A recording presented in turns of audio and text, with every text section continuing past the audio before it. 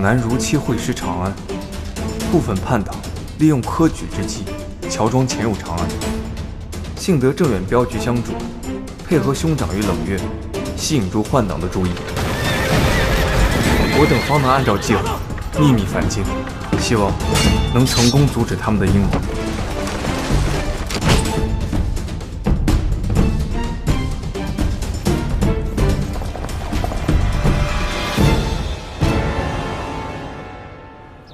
当年萧兄前往剑南节度使军营，究竟所谓何事？想必您是知道的吧？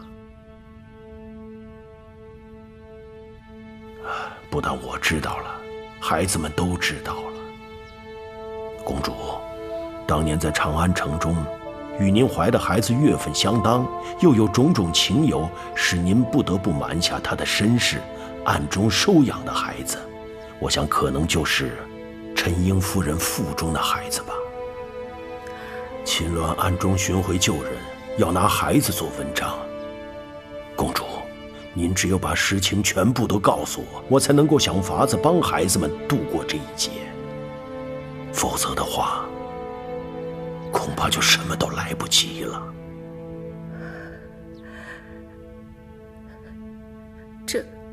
公主，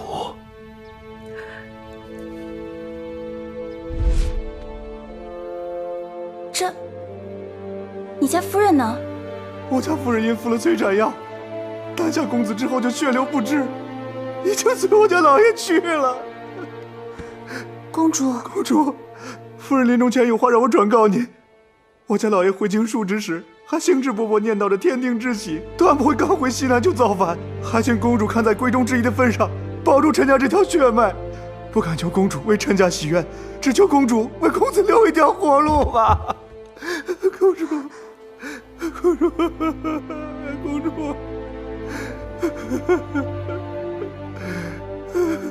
日子何苦？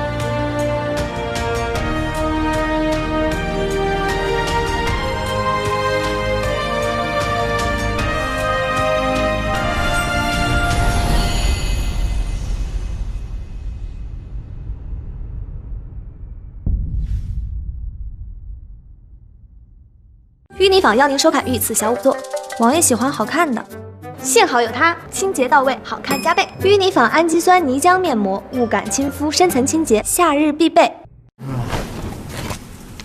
雀巢八次方邀您观看御赐小五作。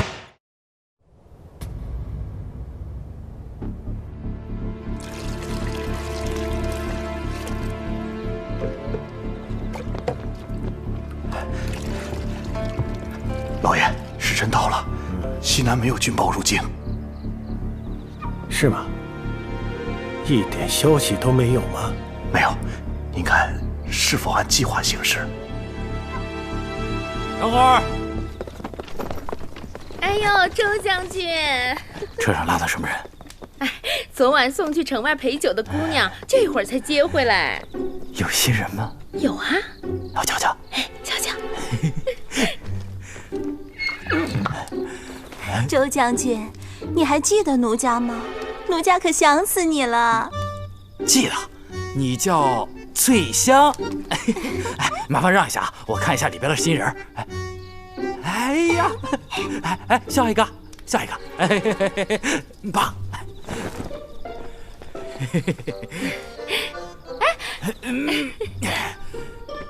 坐好了啊，走。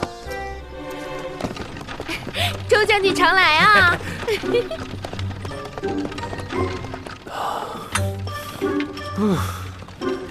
多谢姑娘们。景公子客气了。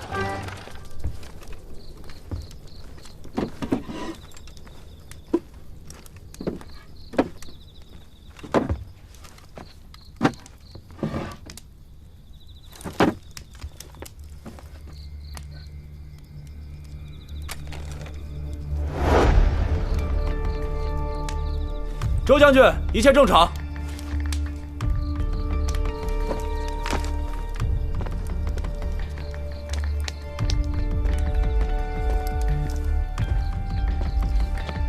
这都拉的什么玩意儿啊？哦，军爷，这些都是送去广泰楼的鲜货，路途遥远，为保货物新鲜，一直用冰块冰着。您刚才也看了，这一路连冰块我们都备着呢。镇远镖局，也做起了生鲜生意。世道艰难，生意难做，难得有老主顾赏饭吃。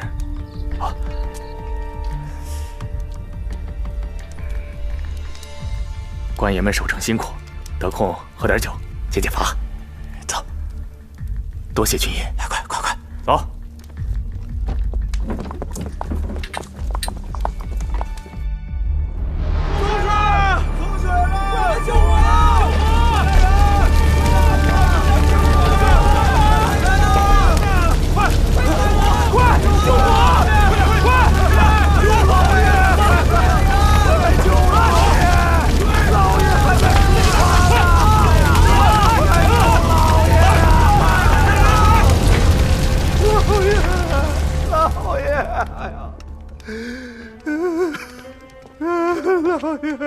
邱管家，吴将军，君王，你怎么？先生呢？老爷他，王爷，你来晚了。老爷，不可能，王爷，不可能，王爷。书房起火的时候，府上人都睡了，值夜人懈怠，没能及时发现。发现的时候已经晚了。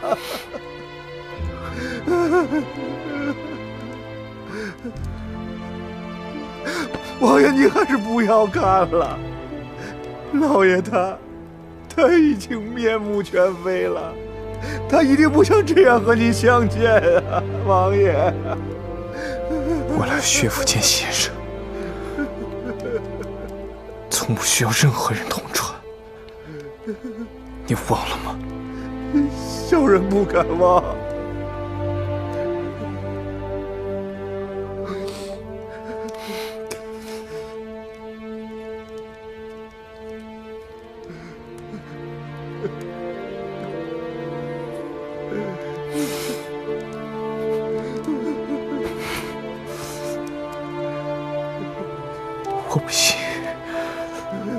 我不信他会就这么死了。楚楚，王爷，我想知道先生临终前都经历了什么，还有他还有什么话留在世上。好，王爷，你。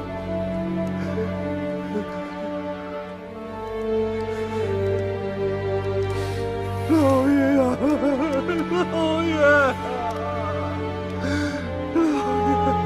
老爷啊，老爷，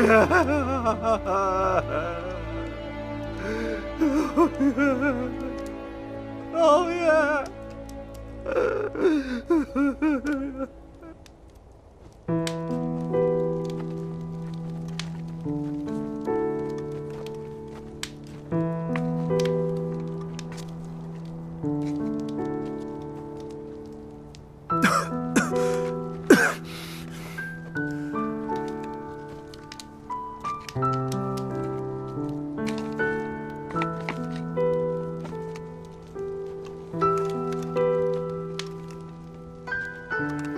静怡，你看，这个门栓断的样子，肯定是从外面被人撞开的。你确定吗？我撞的门比你跳的窗户都多，能看错吗？那就是说，薛尚书一直到被烟呛晕都没能走出火场。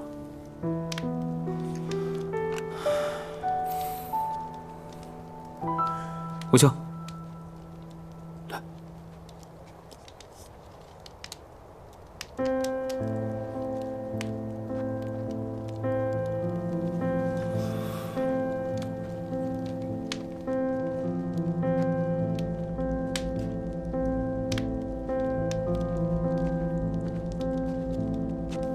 王爷，别看了。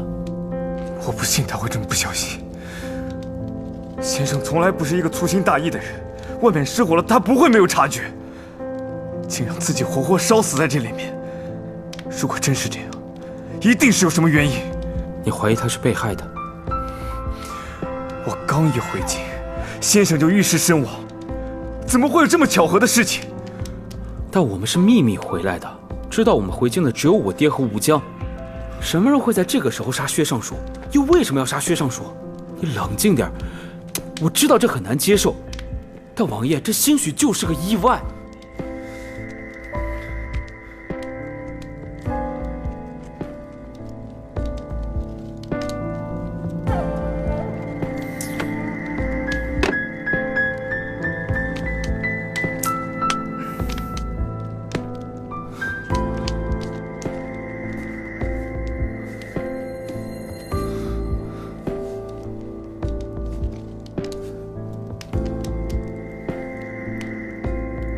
这火不是从一处烧起来的，屋外有火源，屋内也有一处。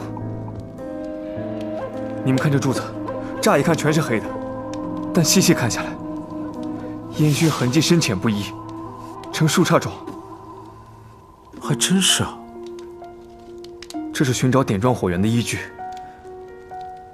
颜色最深，烧得最厉害的这处就是起火源。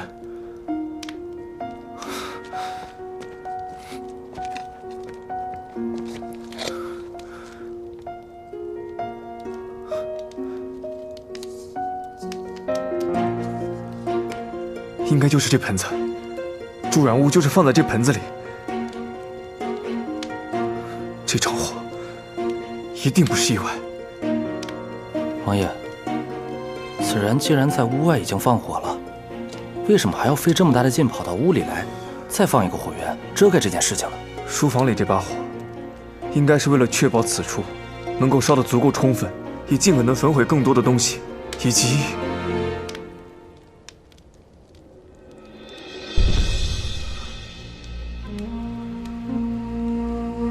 王爷，你快来！王爷，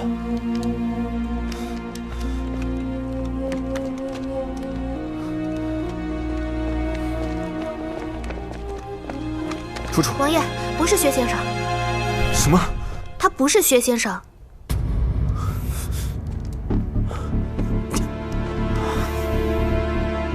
楚楚，你与先生只有几面之缘，但我真确定不是他。能。虽然这个人的身形和薛先生很相似，但是从牙齿就能看出来，这个人最多也就只有20出头的年纪，他绝对不是薛先生。而且他全身皮肉蜷缩，不流脓水也没起泡，他的颈部有明显被扼过的痕迹，舌骨也断了。他不是被火烧死的，他是被活活掐死以后才被火焚烧的。这怎么可能？他不是老爷，怎么会在老爷房里？那老爷去哪儿了？他又是谁啊？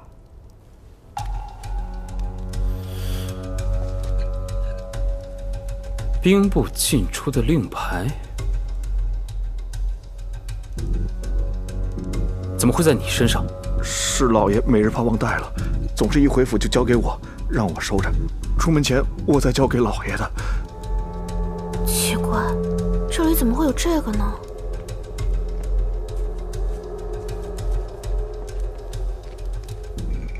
怎么了？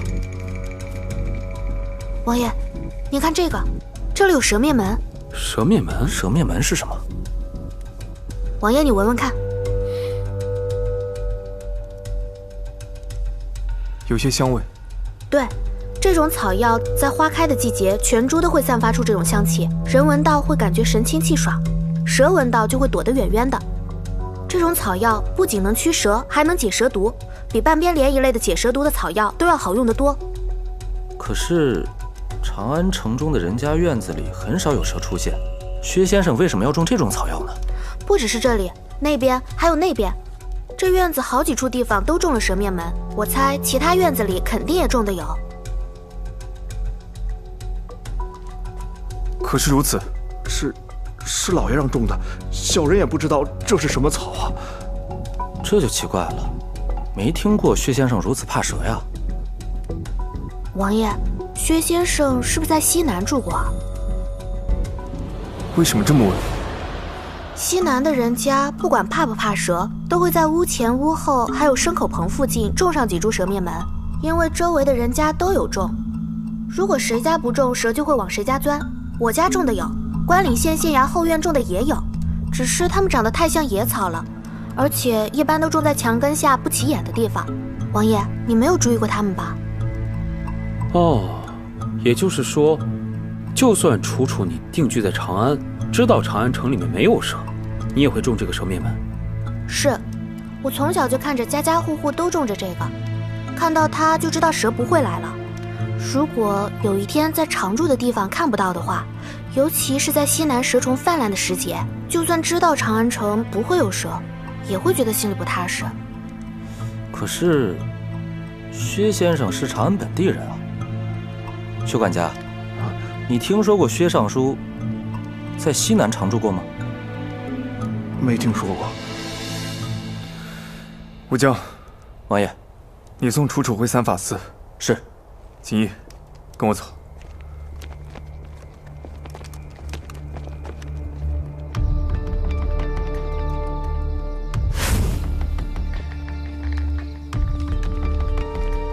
什么人？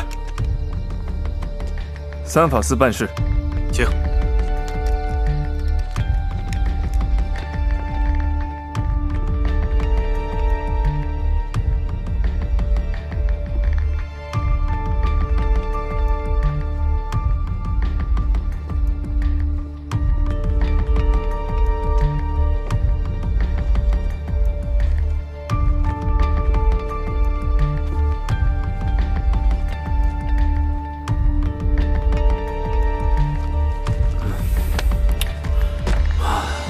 王爷，你到底在这里找什么呀？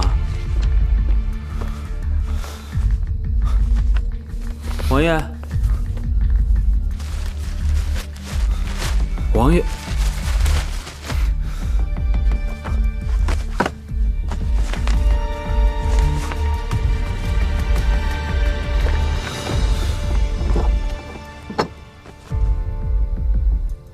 真的是他。谁？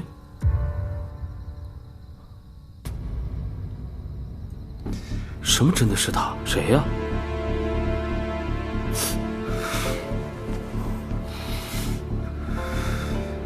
这是兵部的呈奏文书吧？黔州逆党试图夺营，这是之前节度使军中发生的事。怎么了？军报从军中送入长安，依规定要先送至兵部，由他拟出文书，再与军报一同呈递圣上阅览。没错，文书在此，军报呢？军报。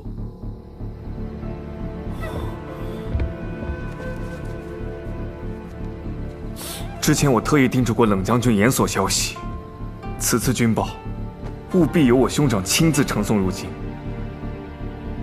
现在兄长和军报都还在路上，那薛尚书怎么可能提前知道？没有军报，除了我们如此熟悉内情的，就只有那位所谓的昌王了。所以他提前写下了这么一份文书留在兵部，是为了做两手准备。岂是夺营事关重大，赵杰必与他事先有所约定。由夺营之日往后算10日，便是加急军报最晚抵京的日子，也就正好是在今天。若赵杰胜今日兵部便不会收到军报，他就借此脱去薛有成的身份，正是借昌王之名举旗造反。若赵杰败了呢？一旦赵杰失败，冷将军必会发军报给兵部。所以这军报就成了示警信号。他事先准备好了需仔细拟对的繁琐文书，万一收到军报便迅速上呈文书，引朝中动乱，为自己争取更多的周旋和逃脱的时间。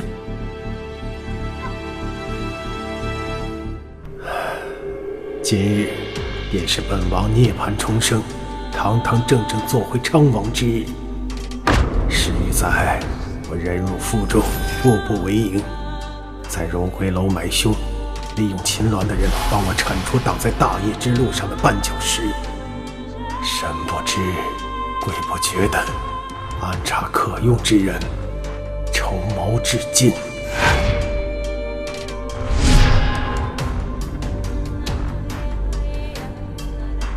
他利用武技杀了严明。我听安郡王说，你杀严明只是为了偷个东西。想借我之口，利用严明死因，掀起昌王在世的舆论，而后借昌王之事举兵，割西南，逼长安，谋朝篡位。只是没想到萧锦瑜竟查出了私铸铜钱，要是再容本王一些时日，假铸钱充分散入民间，当今朝廷威信尽失，民心便皆可为我所用。除掉户部主事刘越，掩盖他在黔州铸钱之事，杀死黔州剑奏使卢传生，断了黔州与朝廷的联系，还有巡查西南的兵部尚书冯介，谢陛下赏赐。既拦截了冷佩山病重的消息，又得以接管兵部尚书之位。身为兵部尚书，把握各方动向，悄无声息便可推进军中计划，一切本王都安排得妥妥当当。谁知那萧锦瑜身边冒出个女仵作，查出冯介等人死亡的真相，被萧锦瑜顺藤摸瓜，一路查到黔州。臣真正担忧的是，那位花钱买刘越、卢传生和冯介性命的买主。兵、钱、消息三者一场，皆获于西南一处。臣斗胆推测，这买家所图甚大，恐危及大唐西南安定。就该让他们永远消失在黔州。他知道秦鸾会派人截杀我们，就想坐收渔利。但是天为人愿，萧锦离的出现让你暂时逃过一劫。得知我活着进入黔州，他便找借口巡查西南。臣想去黔州，还有一事。冯尚书此前巡查西南时的纪要，有一卷遗失了。若真是不慎遗失也倒罢了，可若是有人存心不想让朕看到这卷巡查纪要，那是谁呢？他引圣上忌惮冷佩山，借机请命来黔州，为他的阴谋诡计护航。李刺史手上伤口的形状和尺寸，和这些工具完全吻合。制作钱贩，果然是你！那个不中用的李章，杀萧锦瑜又失手，竟然还栽在女仵作手上，乱臣贼子！若非李章伤了脑子，神志不清，我早该猜到是他。左卿，我在西南早已做好万全准备。冷佩山中单杀之毒已久，李章借黔州军为掩护，争练军事。吾趁下胡切花毒，谋害将士，扰乱军心，召集借机夺营，再以昌王之名收西南兵权，助我成就大业。眼下他不知西南失败，在他看来，一切都在他计划之内。今夜他诈死脱身，并非仓皇出逃，而是按他的计划，去为下一步行动做准备了。我还有一个重要的筹码，许如归。他用苦肉计劫走许如归，又知道了我父亲遗书里的秘密，刚好捏住了秦鸾的命门，胁迫秦鸾与他勾结成奸。长王殿下，愿与你联手共诛暴君。只是没想到这许如归，竟是我自己亲手送给他的。王爷，你下一步打算怎么办？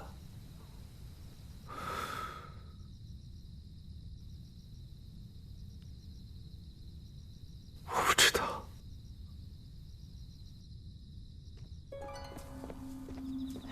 师傅，坏了！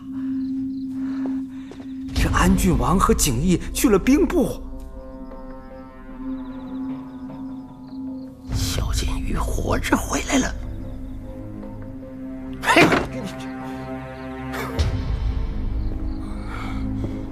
周汉这个废物，真是成事不足败事有余。过来，你现在马上去，把之前交代你的事都给我做实了。上次李太医开的那个方子是真管用啊！是啊。哎，今儿不是张太医轮值吗？这屋中怎么没亮灯啊？刚才咱们过去的时候，好像还亮着呢吧？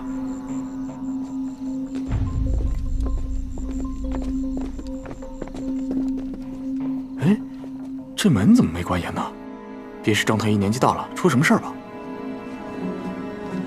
张太医，张太医，您在屋里吗？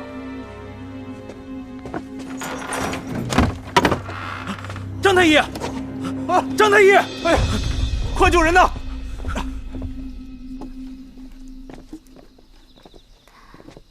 吴将军，我听说王爷回来了，我给他做了点吃的。回去吧，楚姑娘。王爷回来一直就在3、4阁待着，他吩咐我在这儿守着，谁也不让打扰。可王爷今天赶路，一点东西都没有吃啊！晚上再不吃，他身体会吃不消的。吴将军，我就是想看看他，我把吃的送了就走，绝对不惹他生气。楚姑娘，回去吧。我刚进去，还没到门口就被王爷撵出来了。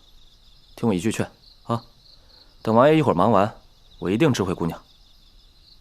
可是，就让楚姑娘进去吧，不然楚姑娘也不会安心休息的。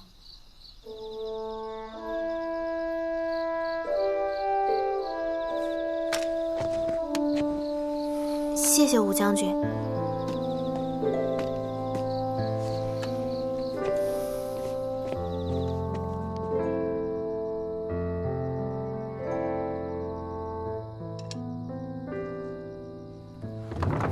出去！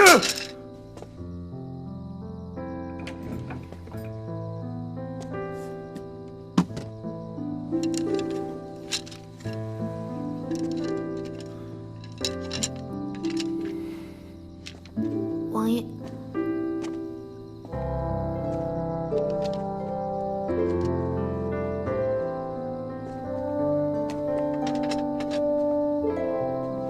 王爷，我刚才给你炖了点汤，你要不喝一点再忙吧？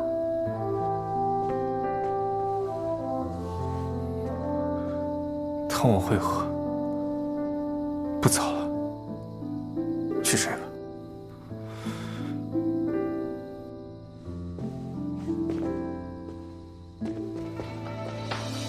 若你走进我余生时光，王爷，你这一路昼夜兼程赶回来，几乎就没怎么睡觉，又总是胃疼，东西也吃不下，人都瘦了一圈了。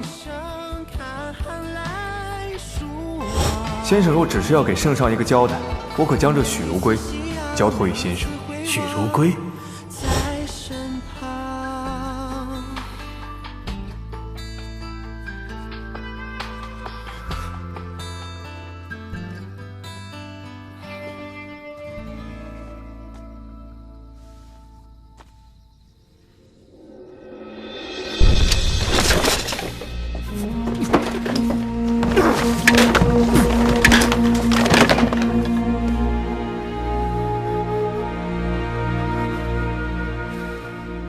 这些都是经我手办过的案子。从前每遇到难处的时候，我就会把它们拿出来看看，看看这些已经安心入土的冤魂，再想想还等着我给他们一个真相的苦主，再大的难处都不算什么。可我如今只觉得无颜面对他们。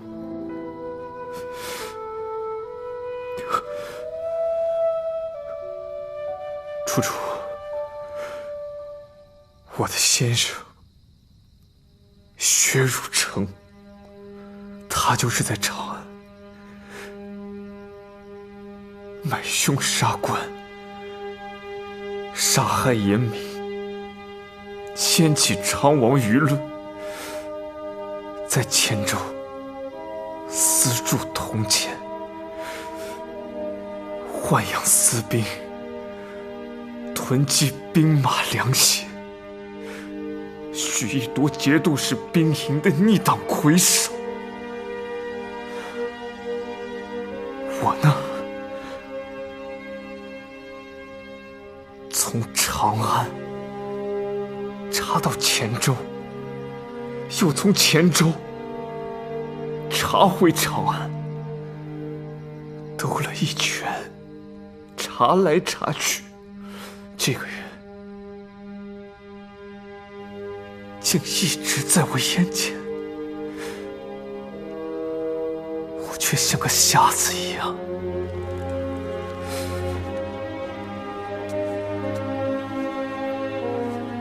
这不能怪你。怎么不怪我？他去黔州为他的大业清扫障碍，我却把私铸铜钱案的内情对他和盘托出，还把许如归亲手交到了他手上，送给他一个与秦鸾构结成奸的筹码。大唐怎么有如此愚蠢的刑狱官？如此愚蠢的人，怎么执掌三司？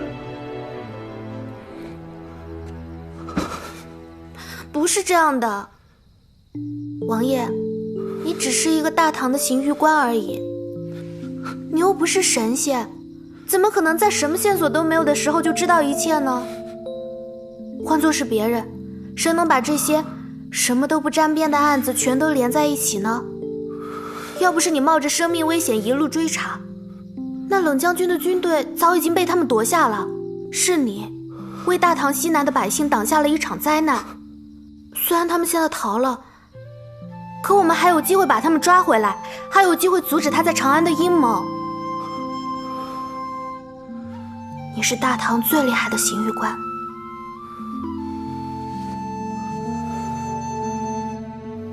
我没有你说的那样好。我自小便体弱多病，偏生性子要强，总把自己逼到极处。是他教会我量力而为，方能长久。我初学刑狱之事，是瞒着母亲，母亲只希望我一生安稳。若非他替我劝说母亲，我根本当不上这刑狱官。我入朝之后，也不懂那些台面上的人情世故，时而惹得同僚怨怼，触怒圣上。也是他总是替我兜着，为我周旋。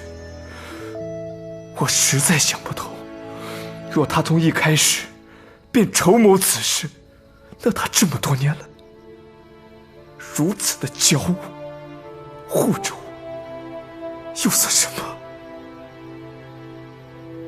这逆党魁首，我做了无数的推想，我算了无数的人，我谁都算到了，唯独算不到他。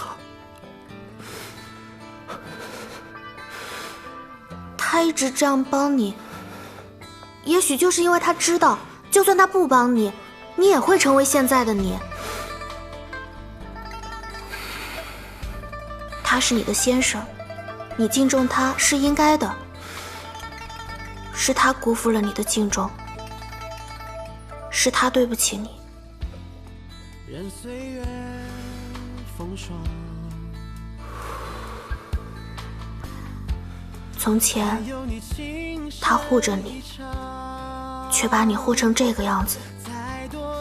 往后我护着你，牵着手不放，命运的吻就刻在手掌。若你走进我余生时光，相守相望如王爷，你一向都是最公平的，那你能不能对自己也公平一点呢？做了坏事的人是他，该受罚的也应该是他。可你为什么总把自己关起来责备自己呢？这样只会让他更得意。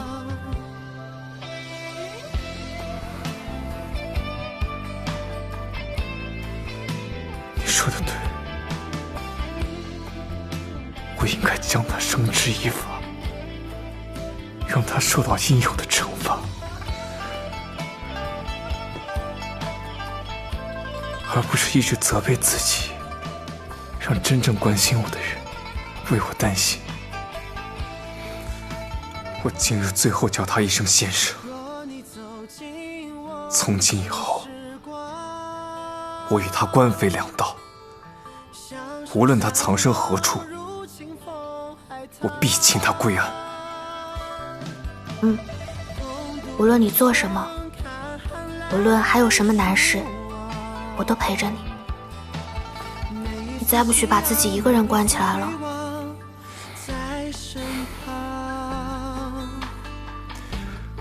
记住了。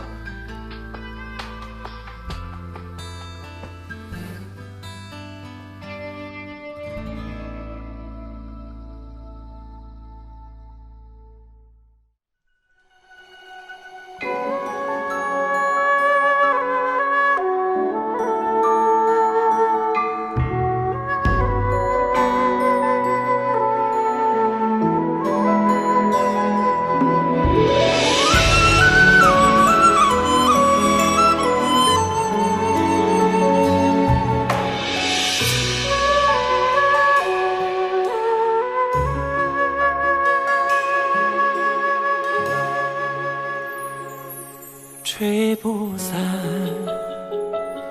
剪不断，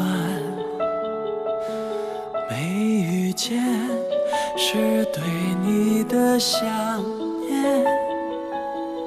月光寒，天色晚，尘世间冷暖，唯有你身边，拥抱让我眷恋。闭上眼，又相见，在耳边拂过你的发线。岁月长，情意间，人世间遗憾，唯有你相伴，多远都走不散。你笑这一秒，借我一生来守好，只为你牵挂着此生未预料。人为了，情为了，终于为了你落脚，能借我一生来依靠。远方的此生的美好。